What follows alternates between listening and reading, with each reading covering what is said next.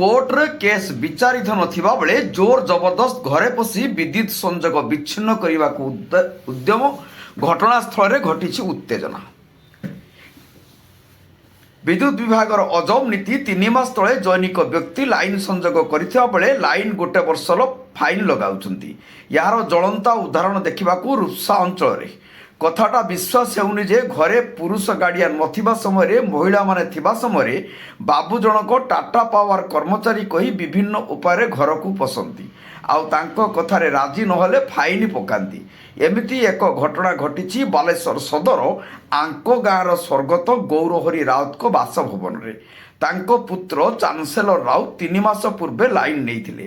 Tata power ଖାମଖିଆଲି ନୀତି ଯୋଗୁଁ 1 ବର୍ଷରେ 75,000 ଫାଇନ୍ ଲଗେଇ ବିଲ୍ ଦେଇଛନ୍ତି। ଏ ବିଷୟରେ ଜେଇ ଓ ଏସ୍ଡିଓଙ୍କୁ ପଚାରିବାରୁ କୌଣସି ସନ୍ତୋଷଜନକ ଉତ୍ତର ଦେଇନଥିଲେ, କିନ୍ତୁ ପ୍ରତ୍ୟେକ ମାସ ବାକିଆ ବିଲ୍ ଦେଉଥିଲେ। ବାଧ୍ୟ ହୋଇ ସ୍ୱର୍ଗତ ରାଉତ ଏକମାତ୍ର ପୁତ୍ର ଚାନ୍ସେଲର ରାଉତ ଏ ନେଇ କୋର୍ଟରେ ଦ୍ୱାରସ୍ଥ ହୋଇଥିଲେ। କୋର୍ଟ ମଧ୍ୟ ଷ୍ଟେ ଅର୍ଡର ଦେଇଛନ୍ତି, କିନ୍ତୁ କୋର୍ଟ କଥାକୁ ଅବମାନନା କରି ଜୋର ଜବରଦସ୍ତ ଜେଇ ବାବୁ ଜଣକ ସଦଳବଳେ ଆସି ଜବରଦସ୍ତ ଘର ଭିତରକୁ ପଶିବାକୁ ଉଦ୍ୟମ କରୁଥିଲେ ଏବଂ ଲାଇନ୍ କାଟିବାକୁ ଚେଷ୍ଟା କରୁଥିଲେ। ଶ୍ରୀ ରାଉତ ଲାଇନ୍ କାଟିବାକୁ ଆସିଥିବା ଜେଇ ସମସ୍ତ କର୍ମଚାରୀଙ୍କୁ ଷ୍ଟେ ହୋଇଥିବା କଥା କହିବା ସତ୍ତ୍ୱେ ବାରମ୍ବାର ଯୁକ୍ତି କରିବା ସହ କାଟିବାକୁ ଉଦ୍ୟମ କରିଥିଲେ। ଶେଷର ଶିଶୁପାଳ ହୋଇ ଫେରିଥିଲେ ଜେଇ।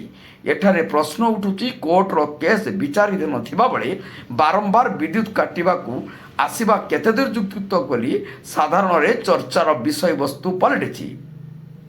ଶ୍ରୀ ରାଉତଙ୍କୁ ପଚାରିବାରୁ ଯଦି କୋର୍ଟର ବିଚାରିତ ନଥିବା ବେଳେ ବିଦ୍ୟୁତ୍ ବିଭାଗ ବାରମ୍ବାର ବିଦ୍ୟୁତ୍ ସଂଯୋଗ ବିଚ୍ଛିନ୍ନ କରିବାକୁ ଆସୁଥିବା ଯୋଗୁଁ ମୋର ମାନ ସମ୍ମାନ ପ୍ରତି ଘୋର ଆଘାତ ହୋଇଛି।